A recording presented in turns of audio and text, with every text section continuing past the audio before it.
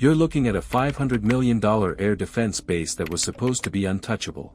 So how did low-cost drones get through a wall of sensors and missiles? Today we break down the one weakness that opened the gate, the sequencing that kept the net blind, and the move that forced a scramble. Stay with me. We'll map the approach, the decoys, and the timing that flipped cost versus effect on its head, and then the immediate countermeasures Russia rushed in.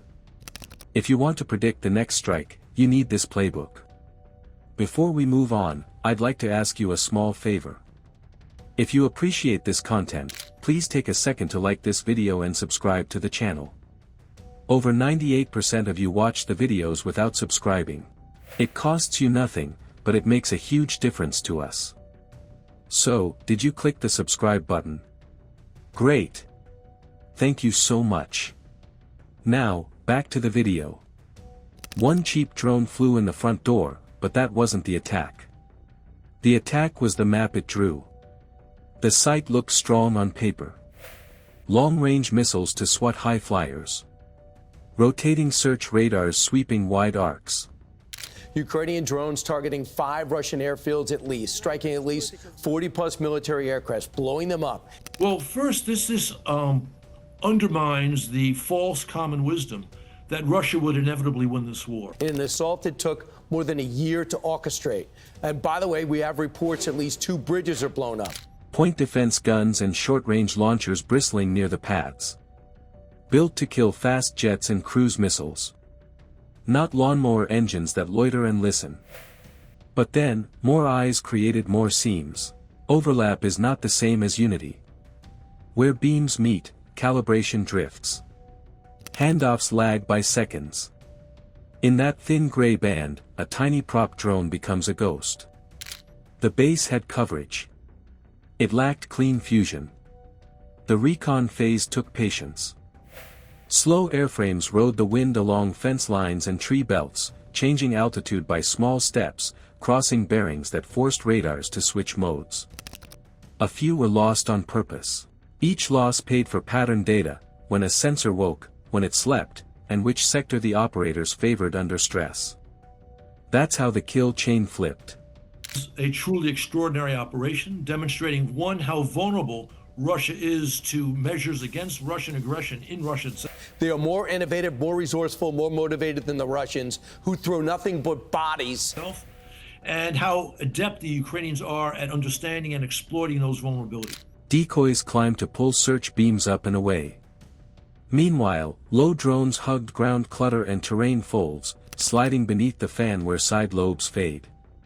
The aim wasn't speed. It was time on station and a quiet signature. Sequencing did the rest. The first wave forced tracking radars to lock and stay busy, burning channels and attention.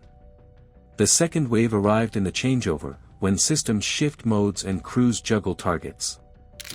This operation is on par for, you might say, brilliance. B, the Russians will have to move the planes they have farther away from the front, which means the planes they have will not be used as frequently. Killing civilians. And now, they're blown up. This is amazing. The third wave went for the stitch points, comm towers that pass tracks, generator yards that feed the grid, radar vans that knit the picture. Small props help this plan. Their radar cross-section is tiny. Their noise blends with ambient hum.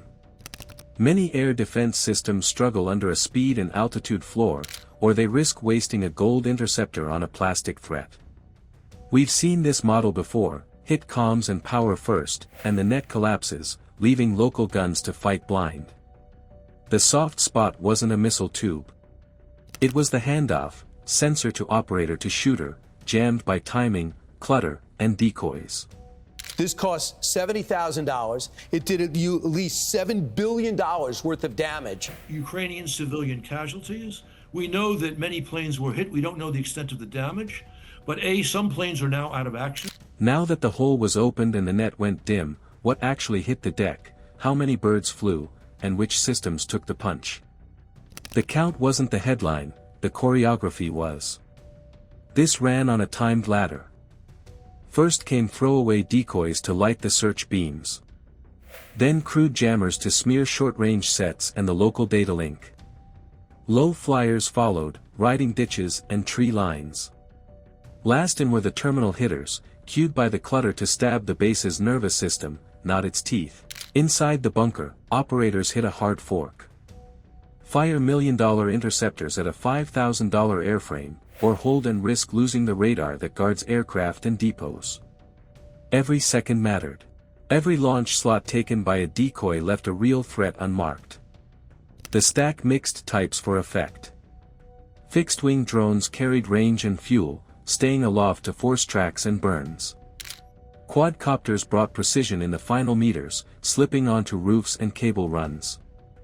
A few airframes lugged improvised EW pods, simple transmitters that fuzzed short-range radars and choked control links just long enough to desync the picture. Targets on the ground told the intent. Mobile radar vehicles parked near berms. Command post shelters with fiber spools snaking into trunks. Diesel generator yards feeding the grid. Junction boxes where copper and optical lines met. Not the missile tubes first, the eyes and veins that let those tubes fight. Waves were sized to saturate, not to brag. Enough tracks to split attention across sectors and max out engagement channels. Not a random swarm, a measured drip that turned into a flood at handoff. Here's the cold math. Point defense systems can only track and engage so many targets at once, and crews must reload. When assignments outnumber channels, leakers happen. Add reload delays, and the next wave walks in. Russia moved fast after impact. Smoke generators went up, extra SHORAD units ringed the pads. Radars spread out. Shelters hardened, doctrine tilted toward more picket sites and mobile decoys that soak strikes away from the core. The base lived, but its posture shifted overnight, more guns, more fake signatures, more space between assets, and a real fear of darkness without power. This is the new math. What would you change first, more sensors, better fusion, or autonomous point defense? Comment your choice below. Air superiority now starts with blinding the net. Hit the eyes, the voice, and the power, and the missiles turn into statues. You don't kick the door, you kill the lights, cut the line, and mute the room. The rest sits and waits. If you want more clean, tactical breakdowns you can use, subscribe and join a community that studies how modern fights are won, sensor by sensor, node by node, decision by decision. We break down the why, not just the footage. The next strike won't be bigger. It will be smarter. Are defenses evolving as fast as the drones, or are they chasing ghosts?